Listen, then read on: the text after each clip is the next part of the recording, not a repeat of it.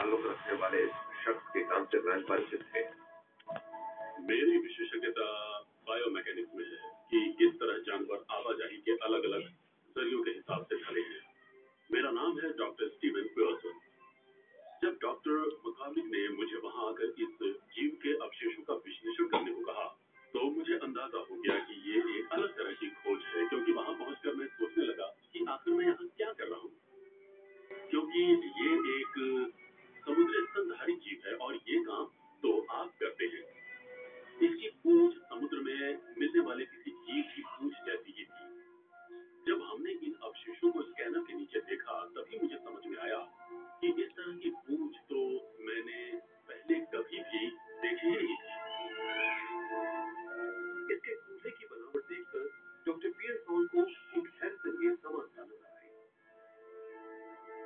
इस चीज ने मुझे हैरान कर दिया, क्योंकि अगर आप इंसानों के मामले में कूल्हे के ऊपरी हिस्से को देखें तो थोड़ी ऊंचाई नजर आती है, जिसे कहते हैं इलियाक क्रेस्ट, और ये होती है वजन को संभालने के लिए। ये अंदरूनी अंगों का वजन संभालती है। मैं इस बात को देखकर थोड़ा भ्रमित हो गया कि इस जीव में भी कूल्हों पर वैसे ही उभार थे। इनकी कोई वजह समझ में नहीं आ रही थी। फिर मुझे समझ आया कि हम तो स्कैन को गलत तरीके से देख रहे थे। हम उन्हें इस तरह देख रहे थे जबकि हमें उन्हें घुमाना चाहिए था, इस तरह।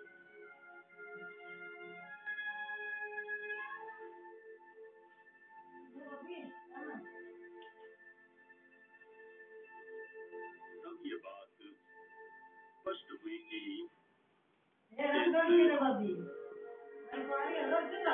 जीव के दूल्हे की खड़े होकर चलने वाले किसी जीव जैसी थी। ये जीव कभी दो पैरों पर चलता था। ऐसा है जो अपने दो पैरों पर।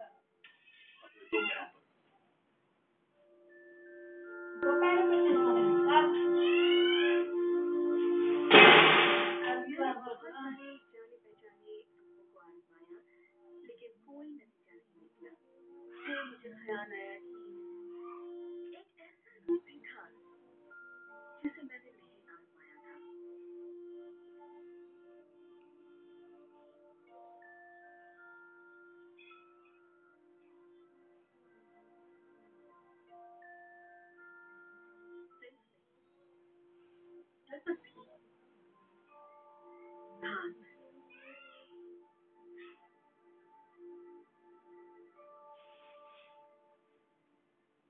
बैकी की इस खोज ने कि इस जीव के हाथ थे कि ये जीव कभी जमीन पर खड़ा होकर हमारी तरह चलता था, क्योंकि ये हमने से ही एक था।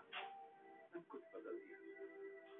इससे जीव के प्रति हमारी सोच बदलने वाली थी। दुनिया के प्रति हमारी समझ में बदलाव आने वाला था। उस हड्डी को से तराशा गया था। वो हड्डी अपने मूल रूप में नहीं थी। ऊपर मौजूद ढांचा किसी चीज के लिए बनाया गया था। उसके इर्द गिर्द हमें किसी पौधे की जड़ें वगैरह लिखी मिली, जिनका इस्तेमाल उसे उसकी जगह बनाए रखने के लिए किया गया होगा। तब मुझे याद आया कि बोर्ड पर जब मैंने शाफ्ट में मौजूद सुराखों की जांच की थी तो मुझे कुछ ऐसा मिला था जिसकी अहमियत मुझे उस वक्त समझ नहीं आई थी। वो चीज थी स्टिंगरे बाग। स्टिंगरे का वो बाग हड्डी के ऊपरी हिस्से में एकदम सही फिट हो रहा था। उस हड्डी को किसी खास मकसद से बनाया गया था। वो एक औजार था। अब उन मछलियों की कहानियां समझ आने लगी, जिनमें भाले मिले थे और जिनके खुले समुद्र में मिलने के बारे में मछुआरों ने बताया था। इसी ने उन्हें बनाया था। ये जीव सिर्फ हमारे वंशवेग से ही ताल्लुक नहीं रखता था, बल्कि हमारा सामना औजार बनाने वाले किसी जीव से ही था। इस जीव ने पता लगा लिया था कि किस तरह स्टिंगरे के हथियार बेकार करके उनकी रीढ़ का इस्तेमाल करके मछली को मारा जाए। अगर वो रिकॉर्डिंग इसी जानवर की थी तो इसकी एक भाषा भी थी। अब इससे फर्क नहीं पड़ता था कि हमारा सामना किस जीव से था। अब हमारे सामने कई ज्यादा बड़े सवाल मौजूद थे। अगर ये जीव मानव परिवार का हिस्सा है तो ये कितना मानव है? जीव सामाजिक है। हम जानते हैं कि ये समूह में सफर करता है, क्या इसमें भावना और सहानुभूति है? आखिर ये जीव इंसान से कितना मिलता है?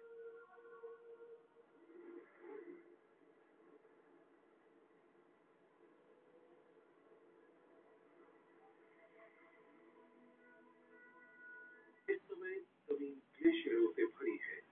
जीव अब अपनी संतानों को जन्म देने के लिए भी किनारे पर नहीं लौट रहे हैं। फिलहाल जमीन उन्हें एक ठंडी और अनजान जगह लग रही है। एक अकेला सदस्य अपने झुंड से आगे तैर रहा है, इससे पहले कि ये झुंड खुले पानी को पार करे।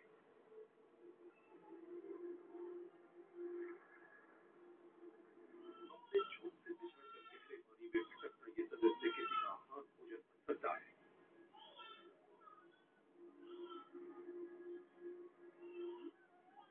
वे यही इकट्ठी होती है और उनका शिकार करने वाली शान भी।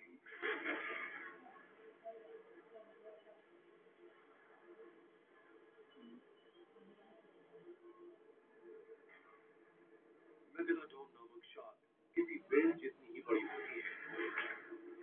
व्हेल को खाने वाली एक शार्क करीब 15 लाख साल पहले इन जीवों का सामना महासागरों पर राज करने वाले सबसे विशाल जीव से हुआ होगा।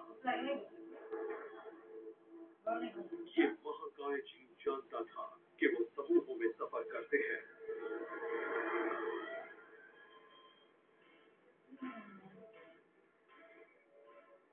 ये समूह गहराई की तरफ पहुंचता है।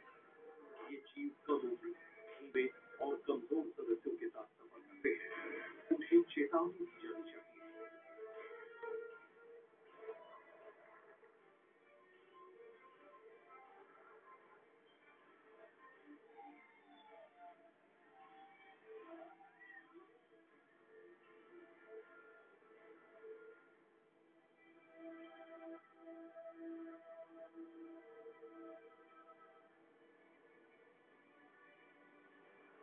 वो इसे नहीं देख पा रहे, लेकिन ये इन्हें देख रही है। जब ये व्हेल का शिकार करेगी, तो ग्रेट शार्क नीचे से झुंड पर हमला करेगी।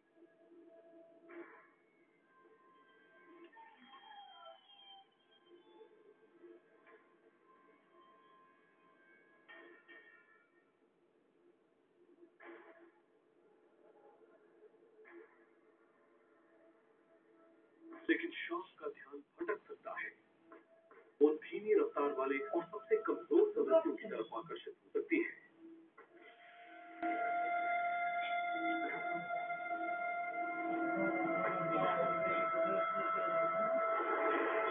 शार्क इसे अपना निशाना बनाएगी।